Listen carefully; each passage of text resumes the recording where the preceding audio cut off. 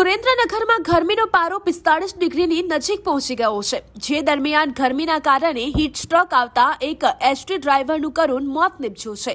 સુરેન્દ્રનગર રાવડિયાવદર રૂટની બસ લઈને જઈ રહેલા 46 વર્ષીય ડ્રાઈવર રામદેવસિંહ પરમારને રાજ સીતાપુર નજીક અચાનક ચાલુ બસે ગંભીર ગરમી લાગતા હીટ સ્ટ્રોક આવ્યો હતો। જો કે આવી ગંભીર સ્થિતિમાં પણ ડ્રાઈવરે અદ્ભુત સમય સૂચકતા વાપરીને સૌપ્રથમ બસને સુરક્ષિત રીતે રોડની બાજુમાં ઊભી રાખી દીધી હતી, જેના કારણે બસમાં સવાર 42 પેસેન્જરોનો આબાદ બચાવ થયો હતો।